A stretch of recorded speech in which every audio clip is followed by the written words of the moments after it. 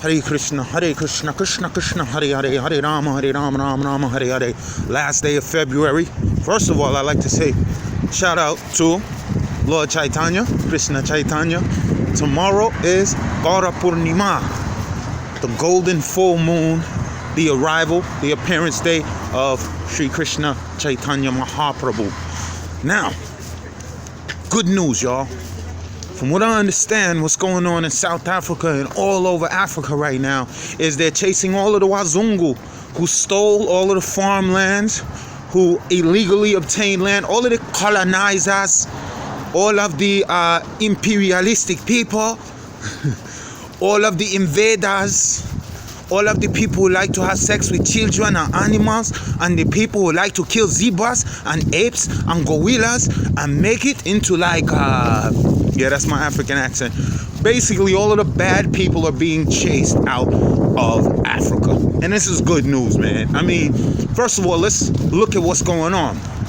When you have Europeans in Africa, they usually take a lot of resources and commercialize it and adjust it to their consumer way of life, the consumerism. And the consumeristic way of life is actually cannibalizing the flora and the fauna of the planet Earth. Meaning, pretty much now listen, anybody wants to debunk this video, feel free. But I need you to prove that the Europeans are not responsible for destroying this planet and sucking up all of its resources. That's all they do. And they're digging up the ground. Well, they have little 3-year-old black kids in Congo digging up the ground barehanded for coltan so that we can make more cell phones. So it's a beautiful day when you see all of these African countries standing up and being like, yo, you're not welcome here no more. Because what they're doing, even though the white man's hurt by this, I'm sorry for your white tears, but let's just keep it real. What the white man is doing, he's draining the planet to a point where we won't be able to recover. So what these Africans are doing by chasing these Europeans out is a beautiful thing. At least they're giving us a chance to breathe for another 20 years. For every white man that leaves Africa, that's 15 to 35 trees that won't be cut down in the next 5 to 10 years. Don't ask me where I get my stats from. I'll get my stats from Snopes. Snopes ain't dependable no more, so that was a joke. But the point is, every time you remove a European from a part of the planet that he technically doesn't belong and send him back to Europe to his native environment, you're saving the environment where they got taken from. So yeah, I believe in this movement. I'm totally for this movement. Take that land back. Give it to the people who it was stolen from. They don't have to worry about starvation. It wasn't the Europeans who taught black people how to farm. It was black people in America who taught Europeans how to farm. It wasn't white Jesus. It wasn't Charles Manson. None of those people. Nobody taught the Europeans how to survive in indigenous lands but the indigenous people. So people, yo, I mean, listen, this world, this planet, every molecule, every atom belongs to Sri Krishna, not the black man, not the white man. However, Krishna has enough sense that if he has 16,108 wives, he's going to have 16,108 houses for them to live in. So if you go to the book of Genesis, I believe it's chapter 10, it'll tell you where everybody belongs on this planet Earth. The sons of Japheth, the Gentiles, were all sent to the northern regions of the planet. The Semitic and the Kushite people inhabited India, Melanesia, North and South America, and Africa. I mean, that's the biblical version of how the land was divided. So let's be real. It's not like we're kicking the white man off the earth and saying, you got to go live on the moon or you got to go live on Mars. We're just saying, please kindly go to Europe and practice your way of life there so that at least the planet Earth could have a chance to recover. Everything right now is about recovery. From the spirit of Wakanda, a fictional movie, there's a revolution going on this planet, right? And I'm very happy.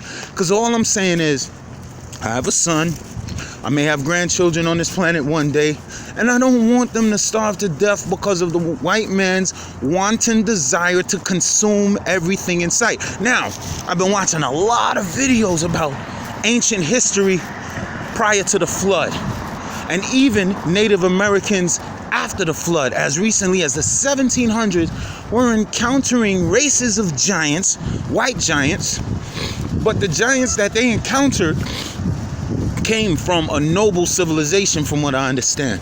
But however, if you go look at the stories of giants in other lands, giants generally didn't bathe. They ate raw flesh. They ate humans by chopping your head off with their teeth and drinking your blood. Like, it sounds mythological, but I mean, we get corroborations from the Bible, we get corroboration from the Vedas, we get corroboration from the archaeological record that there were giant beings on the planet, and everybody says they were disagreeable. They smelled very bad, and it was only men. They didn't have any females, so they resorted to sodomy. But after the people couldn't feed them no more, they started eating the animals and the people. So listen, there's no more giants on the earth that we know of. However, we do have a class of people that seems to represent the mentality of the giants. They eat raw flesh. I mean, listen, this ain't hate, dogs. I'm just calling it like it is. And yeah, a lot of my videos are racially oriented because I learned from the breast. I learned from the Hare Krishna movement. You know what I'm saying? It's a very racially oriented movement that claims that we are here for the spiritual body and this, that, and the third. And for the most part, it's a bunch of good people there.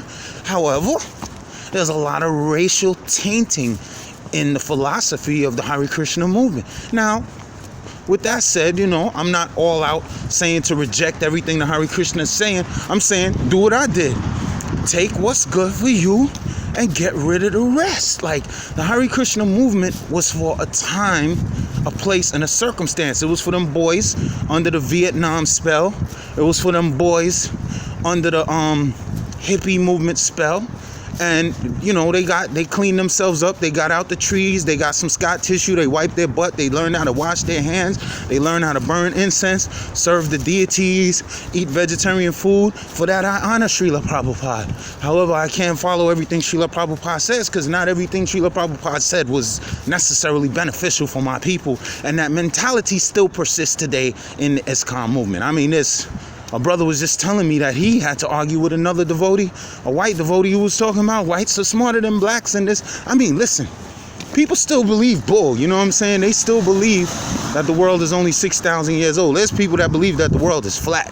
They got devotees out there talking about, yeah, the world is flat, the Vedic planetarium better have a flat earth. Man, I ain't got no time for that, because when you really want to touch reality and absolute truth, it can't be colored by the lens of our religious belief and dogma.